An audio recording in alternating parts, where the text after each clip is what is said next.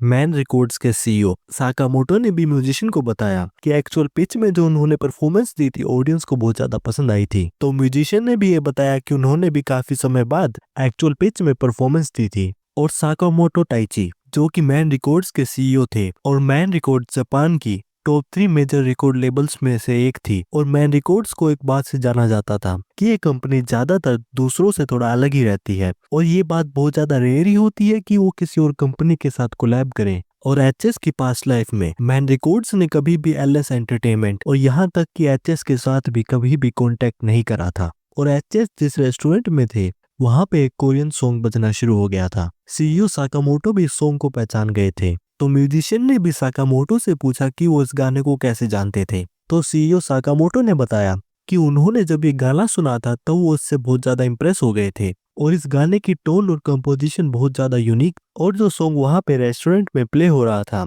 वो सॉन्ग जिनी का था जिसके कंपोजर एचएस ही थे। म्यूजिशियन ने भी सीईओ साकामोटो को बताया कि उन्हें ये गाना किसी अलग के-पॉप सॉन्ग से अलग नहीं लग रहा था। तो सीईओ साकामोटो ने म्यूजिशियन से पूछा कि वो ऐसी बात कैसे कह सकते थे और ये गाना उन्हें अलग क्यों नहीं लग रहा था। और फिर उन्होंने सॉन्ग के बारे में ये बताया कि ये सॉन्ग जो प्रोड्यूस किया गया था एक बहुत ही ज्यादा टैलेंटेड सॉन्ग राइटर और सिंगर ने बनाया था जिसमें दोनों के ही स्टाइल का मैच बिल्कुल परफेक्ट हुआ था। और फिर सीईओ साकामोटो ने यह भी कहा कि वो इस सॉन्ग के कंपोजर एचएस से फ्यूचर में एक बार जरूर मिलना चाहते थे। तो यहाँ एलएस कंपनी के सीईओ जुंग की भी कॉल पे बात खत्म हो गई थी। फिर एचएस ने भी सीईओ से पूछा कि क्या अचानक से कुछ हो गया था। तो सीईओ ने एचएस को बताया कि वो जो वर्क कर रहे थे उसे कंटिन्यू कर सकते थे। तो एचएस ने सीईओ को थैंक यू कहा मगर एचएस समझ गए थे कि सीईओ अभी तक अपने अपीयरेंस रख रहे थे। और जब एचएस सीईओ के ऑफिस से वहां से जा रहे थे तो उन्होंने सीईओ को कहा कि उन्हें जब भी उनकी जरूरत हो तो उन्हें बुला सकते थे क्योंकि आखिर यही कारण था कि उन्होंने उन्हें एक व्हीकल दिया था।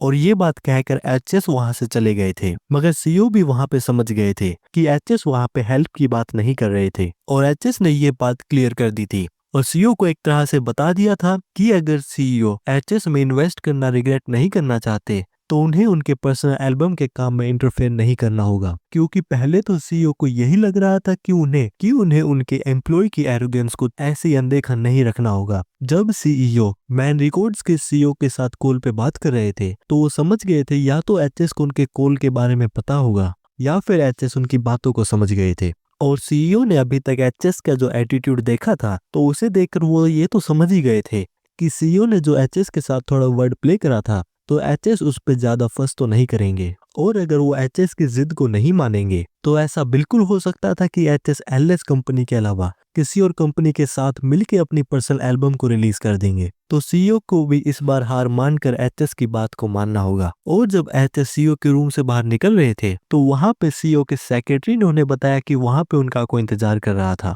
और ये पर्सन थे सिंगर मून जिन्होंने एचएस को उनकी पास्ट लाइफ में कहा था कि उनके काम करने का स्टाइल नहीं मिलता। और एचएस भी सिंगर मून को देख के थोड़ा सरप्राइज थे। और सिंगर मून भी एलएस कंपनी के एक बहुत ज्यादा फेमस सिंगर थे जो कि म्यूजिक चार्ट्स पे टॉप पोजीशन पे ही रहते थे और म्यूजिक चार्ट्स का जो सिस्टम था वो बहुत ज्यादा कंपटीशन वाला सिंगर था। मगर सिंगर मून जो कि एक बहुत ज्यादा एक्सपीरियंस सिंगर थे मगर वो ज्यादातर रोमांटिक सॉन्ग ही गाते थे और उन्होंने कभी तक म्यूजिक चार्ट्स को कभी भी सीरियस नहीं लिया था। और जैसे जैसे कुछ साल बीतते गए तो देख के तो ऐसा ही लग रहा कि दुनिया सिंगर मून को और ज्यादा रिजेक्ट करती जा रही थी। तो एचएस और सिंगर मून भी आपस में बात कर रहे थे और सिंगर मून ने एचएस को बताया कि जैसा उनके मैनेजर किम ने उन्हें बताया ही होगा कि सिंगर मून एचएस के साथ उनकी पर्सनल एल्बम में काम करना चाहते थे। मगर एचएस भी ये सोच रहे थे कि एचएस की पास्ट लाइफ में सिंगर मून ने उन्हें रिजेक्ट कर दिया था तो उस समय में और इस समय में आखिर क्या ही फर्क हो सकता था। तो एचएस ने सिंगर मून से पूछा कि उनका इस सॉन्ग को चूज करने का कारण क्या था।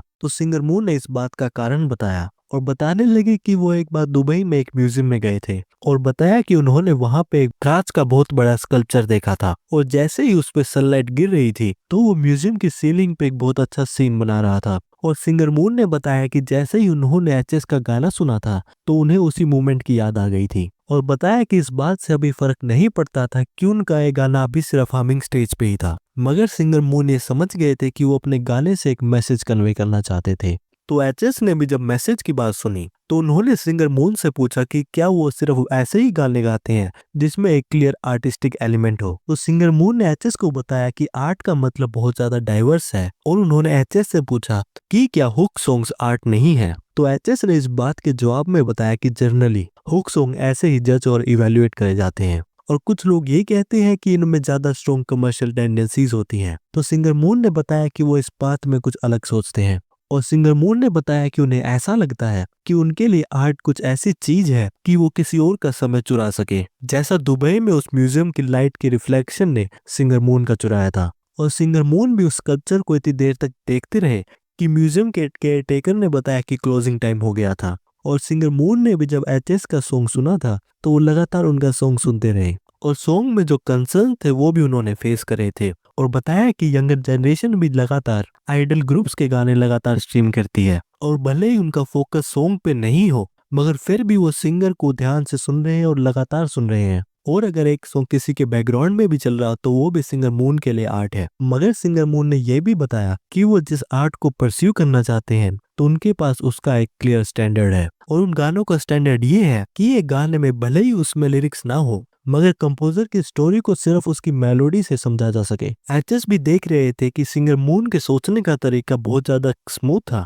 क्योंकि एचएस पहले इस बात पे कन्विंस थे कि सिंगर मून के पास आर्ट को देखने का एक एलिट व्यू है। मगर जब उन्होंने सिंगर मून की बात सुनी तो उन्हें सिंगर मून को देख के ऐसा लगा कि वो अभी तक एक आर्टिस्ट है जो वो खुद के मास्टरपीस को ढूंढ रहे हो। और एचएस की पास्ट लाइफ में और इसमें भी सिंगर मून उतने ही कंसिस्टेंट है और एचएस के लिए भी ये फीलिंग उतनी ही कंसिस्टेंट है कि सिंगर मून एक बहुत ज्यादा प्रीशियस इंस्ट्रूमेंट है। और फिर कुछ समय बाद एचएस के स्टूडियो के आगे वहां पे कुछ एम्प्लॉयज खड़े हुए थे और एम्प्लॉयज आपस में बात कर रहे थे कि एचएस के रिकॉर्डिंग सेशंस हमेशा की तरह सिंगर्स के लिए उतने ही मुश्किल थे मगर इस बार बात कुछ अलग थी और वहां पे जो एक और पर्सन आए हुए थे वो भी वहां पे आगे नहीं जाना चाहते थे। और यहाँ पे एचएस के स्टूडियो के अंदर एचएस भी सिंगर मून को कह रहे थे कि वो फिर से अपनी लाइंस गाएं और बताने लगे भले ही ये चीज थोड़ी टफ थी मगर उन्हें लास्ट फेज फिर से गाना होगा और बता रहे थे कि उनकी ब्रेथ कुछ ज्यादा ही डीप थी और उनसे फिर से रिपीट करने के लिए कह रहे थे। फिर उनसे कह रहे थे कि उनका एंडिंग नोट सही नहीं था तो फिर से लाइन गए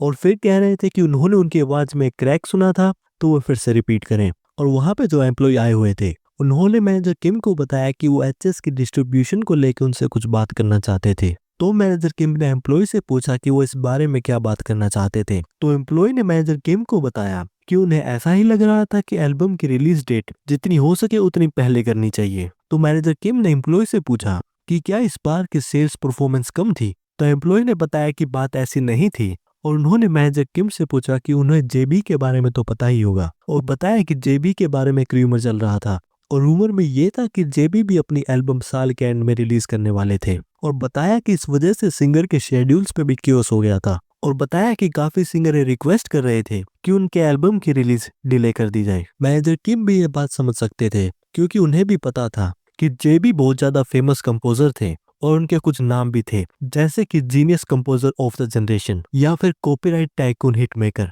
और उनके जो ये टाइटल थे वो सिर्फ इनके नाम में नहीं थे क्योंकि जो इनके टाइटल थे वो सब जेबी डिजर्व करते थे और क्योंकि वो ब्रॉडकास्टिंग अपीयरेंस में भी एक्टिव थे तो उनकी पब्लिक प्रोफाइल भी हाई थी। तो मैनेजर किम ने भी एचएस को रिग्रेट में बताया कि उनकी एल्बम ईयर एंडिंग के विंटर की थीम के लिए बहुत ज्यादा अच्छी थी तो इस वजह से वो ईयर एंड के अवार्ड्स के लिए भी एम कर रहे थे मगर उन्हें अब एल्बम को और ज्यादा मूव अप करना होगा। मगर जब मैनेजर किम ये बात बोल रहे थे तो वो अपने पीछे एक डार्क एनर्जी को महसूस कर सकते थे और जैसे जैसे डार्क एनर्जी उनके पास आ रही थी तो वो थोड़ा डर गए थे। तो उन्होंने अपने पीछे देखा और एचएस ने सिर्फ मैनेजर किम का नाम ही लिया था मगर मैनेजर किम ने एचएस को सीधा मना कर दिया। तो एचएस ने मैनेजर किम को बताया कि उन्होंने अभी तक कुछ कहा ही नहीं था। फिर भी मैनेजर किम ने कहा कि वो एचएस की बात को रिजेक्ट कर रहे थे। तो जब एचएस ने देखा कि उन्हें सामने से रिजेक्शन आ रहा था तो एचएस ने फिर वहां पे खड़े एम्प्लॉय से बात शुरू करने की कोशिश करी मगर मैनेजर किम ने फिर से उन्हें रोक लिया। मगर फिर भी वहां पे एचएस ने बताया कि वो अपनी एल्बम साल के एंड में ही रिलीज करना चाहते थे